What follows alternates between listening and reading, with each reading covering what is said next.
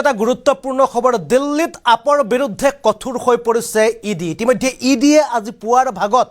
আপৰ 12টাকৈ স্থানত ইডিয়ে তীব্ৰ অভিযান আৰম্ভ কৰিছে ইফালে ইডিৰ অভিযানৰ মাজতে আপৰ মন্ত্ৰী অতিশী মাৰ্লিনৰ সংবাদমেলত গুৰুতৰ অভিযোগ উত্থাপন কৰিছে ইডিৰ বিৰুদ্ধে আমি জনাইছো এটা গুৰুত্বপূৰ্ণ খবৰ ইতিমধ্যে কঠোৰ হৈ পৰিছে আপৰ বিৰুদ্ধে ইডি দিল্লীত আপৰ নেতাৰ বিৰুদ্ধে ইডিৰ একশন আৰম্ভ 12টা বিভিন্ন স্থানত ইডিৰ অভিযান মুখ্যমন্ত্ৰীৰ লগতে বিভিন্ন মন্ত্ৰী কৰ্মীৰ বাসগৃহত ইডিৰ অভিযান দিল্লীৰ হাৱালা গোচৰত 12টাতকৈ অধিক স্থানত ইডিৰ অভিযান আপৰ ৰাজ্যসভাৰ সাংসদ এন.ডি. গুপ্তাৰ ঘৰত ইডিৰ অভিযান অৰবিন্দ কেজৰিৱালৰ ব্যক্তিগত সচিব বিভৱ ইডিৰ অভিযানক লৈ মন্ত্ৰী অতিশী মাৰ্লিনৰ বিশেষ সংবাদমেল ইডিৰ অভিযানক লৈ বিজেপি চৰকাৰক খুৰদাৰ সমালোচনা বিজেপিয়ে কেৱল বিৰোধীক ভয় খুৱাবলৈ ইডিক ব্যৱহাৰ কৰে আম আদমি পাৰ্টিয়ে ইডিৰ জেৰাক ভয় নকৰে বুলি সংবাদমেলত মন্তব্য দুবছৰ ধৰি চলোৱা অভিযানত ইডিয়ে একো তথ্য লাভ কৰা নাই ইডিক লৈ কেইবাটাও বিস্ফোৰক মন্তব্য সংবাদমেলত অতিশী মাৰ্লিনৰ ইডিয়ে বক্তব্য সলনি কৰাৰ গুৰুতৰ অভিযোগ উত্থাপন হৈছে অভিযুক্তৰ বক্তব্য সলনি কৰাৰ আমি জনাইছো এটা গুৰুত্বপূৰ্ণ খবৰ আমি কিছু দৃশ্য দেখুৱাইছো আজি পুৱাৰ ভাগতে ইডিয়ে 12টাকৈ স্থানত ইতিমধ্যে তেওঁলোকে তীব্ৰ অভিযান আৰম্ভ কৰিছে আপৰ বিৰুদ্ধে অভিযান আৰম্ভ কৰিছে কিয়নো আপৰ দিল্লীৰ মুখ্যমন্ত্ৰী অৰবিন্দ কেজৰিৱালৰ বিৰুদ্ধে ইতিমধ্যে ইডিয়ে বহুবাৰ সমন প্ৰেৰণ কৰিছিল কিন্তু ইডিৰ কাৰ্যালয়ত উপস্থিত হোৱা নাছিল আপৰ মুখ্যমন্ত্ৰী অৰবিন্দ কেজৰিৱাল কিন্তু এতিয়া কঠোৰ হৈ পৰিছে ইডি আৰু ইডিয়ে আজি পুৱাৰ ভাগত আপৰ 12টাকৈ স্থানত তেওঁলোকে তীব্ৰ অভিযান আৰম্ভ কৰিছে আপৰ সাংসদৰ পৰা আৰম্ভ কৰি অৰবিন্দ কেজৰিৱালৰ ব্যক্তিগত সচিবৰলৈকে সকলোৰে ঘৰত ইডিয়ে তন্নকৈ অভিযান আৰম্ভ কৰিছে পৰীক্ষা আৰম্ভ কৰিছে অনুসন্ধান আৰম্ভ কৰিছে ইতিমধ্যে ইডিৰ অভিযানৰ মাজতে ইফালে আম আদমি পাৰ্টিৰ মন্ত্ৰী অতিশী মাৰ্লিনৰ সংবাদমেল আৰু অতিশী মাৰ্লিনে তেওঁ গুৰুতৰ অভিযোগ উত্থাপন কৰিছে যে ইডিয়ে যিমানবোৰ বিৰোধী নেতাক তেওঁলোকে জেৰা কৰিছে বহু সংখ্যক বিৰোধী নেতাৰ যি বক্তব্যক তেওঁলোকে গ্ৰহণ কৰে সেই মন্তব্যক তেওঁলোকে ভুলভাৱে বা তেওঁলোকে সেই বক্তব্যক ডিলিট কৰি অন্য ধৰণে সেই বক্তব্যক ন্যায়ালয়ত সাবমিট কৰাৰ অভিযোগ উত্থাপন হৈছে ইফালে অতিশী মাৰ্লিনৰ সংবাদমেলত তেওঁ গুৰুতৰ অভিযোগ উত্থাপন কৰিছে তেওঁ বিজেপিক কৈছে যে বিজেপিয়ে ইডিক ব্যৱহাৰ কৰি বিৰোধীক শেষ কৰাৰ ভয় খুৱাইছে কিন্তু বিৰোধীয়ে বিজেপিৰ এনে কামক ভয় নকৰে বুলি ইতিমধ্যে সংবাদমেলৰ জৰিয়তে অতিশী মাৰ্লিনে জনাইছে আমাৰ ওচৰত অতিশী মাৰ্লিনৰ সেই সংবাদমেল আছে আমি পুনে সেই সংবাদমেল দেখুৱাব বিচাৰিছো हमारे सांसद और आम आदमी पार्टी के ट्रेजरर एन.डी. गुप्ता जी के घर पे रेड हो रही है ऐसा सुनने में आ रहा है कि उनके पीए के घर पे रेड हो रही है मुख्यमंत्री अरविंद केजरीवाल जी के पीए के घर पे रेड हो रही है और अभी खबरें आ रही हैं कि शायद आज दिन भर में आम आदमी पार्टी के कई और नेताओं के घर पर ईडी रेड करने वाली है ये क्या प्रयास है ईडी का ये क्या प्रयास है भारतीय जनता पार्टी शासित केंद्र सरकार का कि वो अपनी एजेंसीज के माध्यम से आम आदमी पार्टी को डराने की कोशिश कर रही है धमकाने की कोशिश कर रही है और हमारी बात को दबाने की कोशिश कर रही है मैं प्रधानमंत्री नरेंद्र मोदी जी को भारतीय जनता पार्टी को और उनकी एजेंसियों को जो ईडी और सीबीआई हैं ये बताना चाहती हूं कि आम आदमी पार्टी आपकी धमकियों से डरने वाली नहीं है पिछले 2 साल से इसी तरह आम आदमी पार्टी के नेताओं को डराया धमकाया जा रहा है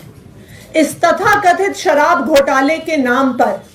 कभी किसी के घर छापा पड़ता है कभी किसी और के घर छापा पड़ता है कभी किसी को समन आता है कभी किसी को गिरफ्तार किया जाता है लेकिन इस 2 साल के इन्वेस्टिगेशन में अभी तक ईडी को कुछ नहीं मिला है किसी भी क्रिमिनल इन्वेस्टिगेशन में 3 चीजें महत्वपूर्ण होती हैं सबसे पहले रिकवरी ऑफ मनी जिसकी लॉन्ड्रिंग हुई है ED prevention of money laundering act के तहत केस करता है तो सबसे पहली और सबसे जरूरी चीज है कि ईडी को रिकवरी ऑफ मनी करनी पड़ेगी,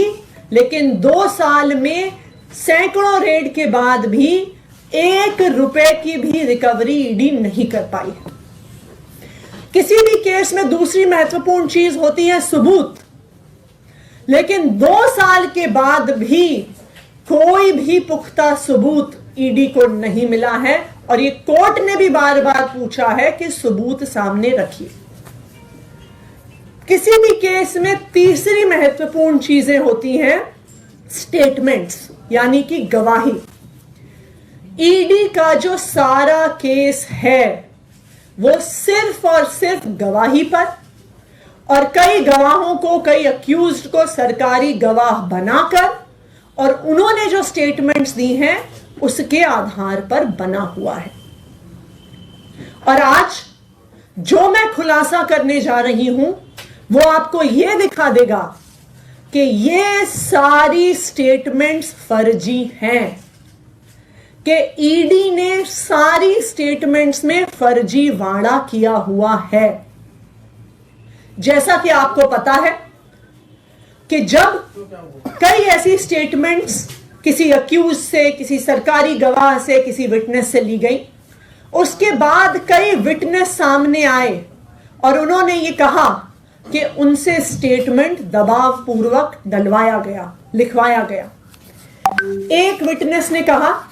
कि उन्होंने, ईडी वालों ने इतनी जोर की थप्पड़ मारा कान पे कि कान की पट्टी फट गई, इस वजह से इस दबाव में उन्होंने स्टेटमेंट दिया। एक विटनेस ने कहा कि उनको यह कहा गया कि अगर आप नेताओं के खिलाफ बयान नहीं दिया तो हम देखेंगे कि तुम्हारी बेटी कॉलेज कैसे जाती है। एक और विटनेस को डराया गया, उसको कहा कि तेरी बीवी को अरेस्ट कर लेंगे, तेरी बीवी को जेल के अंदर डाल लेंगे अगर तुमने আৰু এয়া আছিল অতিশী মাৰ্লিন, এগৰাকী আম আদমি পাৰ্টিৰ দিল্লীৰ এগৰাকী মন্ত্ৰী। আৰু এগৰাকী মন্ত্ৰীয়ে সংবাদমেল আয়োজন কৰি কিছু সময় পূৰ্বে তেওঁ ইডিৰ বিৰুদ্ধে গুৰুতৰ অভিযোগ উত্থাপন কৰিছে যে ইডিয়ে যিসমূহ অভিযোগটোৰ পৰা তেওঁলোকে সাক্ষী প্ৰমাণ তেওঁলোকে গ্ৰহণ কৰে বা জেৰা কৰে, তাত তেওঁলোকে অভিযুক্তসকলক তেওঁলোকে জোৰ জবৰদস্তি তেওঁলোকে বক্তব্য গ্ৰহণ কৰে, মন্তব্য লয় বা তেওঁলোকে প্ৰেছাৰ সৃষ্টি কৰিবলৈ চেষ্টা কৰে, আৰু সেই প্ৰেছাৰৰ জৰিয়তে সেই হেঁচা প্ৰয়োগ কৰি তেওঁলোকে বক্তব্য ল'বলৈ চেষ্টা কৰে। ইতিমধ্যে ন্যায়ালয়ত প্ৰমাণ দাখিল কৰিব পৰা নাই ইডিয়ে আপৰ বিৰুদ্ধে। 2 বছৰীয়া এই অভিযান কালত আপৰ যিসকল স্থানত বা আপৰ যিসকল নেতাৰ বিৰুদ্ধে ইডিয়ে অভিযান আৰম্ভ কৰি আছিল, সেইসকল নেতাৰ বিৰুদ্ধে কোনো ধৰণৰ প্ৰমাণ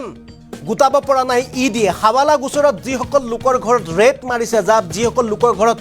অনুসন্ধান চলাইছে, সেইসকল লোকৰ ঘৰৰ পৰা কোনো ধৰণৰ টকা বাহিৰ কৰিব পৰা নাই ইডিয়ে। আৰু এই সময়ত জনাইছোঁ গুৰুত্বপূৰ্ণ খবৰটো, কিয়নো আজি পুৱাৰ ভাগৰ পৰা ইডিয়ে দিল্লীৰ 12টাকৈ স্থানত তেওঁলোকে একেলগে আৰম্ভ কৰিছে তীব্ৰ অভিযান। ইতিমধ্যে 12টা স্থানত অভিযানৰ কালত দিল্লীৰ মুখ্যমন্ত্ৰী অৰবিন্দ কেজৰিৱালৰ ব্যক্তিগত সচিবৰ পৰা আৰম্ভ কৰি সাংসদলৈকে তেওঁলোকে অভিযান চলাইছে। আৰু তেনে অভিযানৰ সময়তে দিল্লীৰ মন্ত্ৰী অতিশী মাৰ্লিনে তেওঁ সংবাদমেল আয়োজন কৰি তেওঁ গুৰুতৰ অভিযোগ উত্থাপন কৰিছে ইডিৰ লগতে বিজেপি চৰকাৰৰ বিৰুদ্ধে। অতিশী মাৰ্লিনে কৈছে যে বিজেপিয়ে ইডিক ব্যৱহাৰ কৰি বিৰোধীক শেষ কৰাৰ ষড়যন্ত্ৰ কৰিছে বা বিৰোধীক ভয় খুৱাবলৈ চেষ্টা কৰিছে, কিন্তু বিৰোধীয়ে ইয়াক ভয় নকৰে বুলি তেওঁ মন্তব্য কৰিছে। লগতে বিগত 2টা বছৰত ইডিয়ে আপৰ বিৰুদ্ধে যি অভিযান আৰম্ভ কৰিছে, সেই অভিযানত কোনো ধৰণৰ প্ৰমাণ লাভ কৰা নাই বৰ্তমান সময়লৈকে। ন্যায়ালয়ক ছাবমিট কৰিব পৰা নাই, দাখিল কৰিব পৰা নাই কোনো প্ৰমাণ। আনহাতে লগতে এইটোও তেওঁ অভিযোগ উত্থাপন কৰিছে ইডিৰ বিৰুদ্ধে যে ইডিৰ জেৰাৰ সময়ত যিসকল অভিযুক্ত তাত উপস্থিত আছিল বা যিসকল অভিযুক্তক জেৰা চলোৱা হৈছিল, তেওঁলোকৰ ওপৰত প্ৰেছাৰ ক্ৰিয়েট কৰা হৈছিল, তেওঁলোকৰ ওপৰত হেঁচা প্ৰয়োগ কৰা হৈছিল, যাতে তেওঁলোকে জোৰ জুলুমেৰে সেই যি ষ্টেটমেণ্ট দিবলৈ চেষ্টা কৰে। আনহাতে তেওঁ কৈছে যে এগৰাকী অভিযুক্তক ইমান জোৰেৰে ইডিৰ কাৰ্যালয়ত ইডিৰ জেৰাৰ সময়ত স্বৰ সোধোৱা হৈছিল যে স্বৰৰ বাবে সেইগৰাকী ব্যক্তিয়ে কাণেৰে কম শুনিছিল। লগতে ইডিৰ ফালৰ পৰা প্ৰেছাৰ সৃষ্টি কৰা হৈছিল যাতে সেইগৰাকী ব্যক্তিয়ে যেনেধৰণে ইডিয়ে বিচাৰে তেনেধৰণে যাতে তেওঁ বক্তব্য দিয়ে বা তেনেধৰণে তেওঁ সাক্ষ্য প্ৰমাণ দিয়ে ইডি। আৰু এই গুৰুতৰ অভিযোগ ইডিৰ বিৰুদ্ধে উত্থাপন কৰিছে এইবাৰ দিল্লীৰ আপৰ এগৰাকী মন্ত্ৰী তেখেতৰ নাম হৈছে অতিশী মাৰ্লিন আৰু অতিশী মাৰ্লিনে অভিযোগ উত্থাপন কৰিছে কিয়নো আজি পুৱাৰ ভাগৰ পৰা দিল্লীৰ 12টাকৈ স্থানত আপে ইডিয়ে আৰম্ভ কৰিছে আপৰ বিৰুদ্ধে তীব্ৰ অভিযান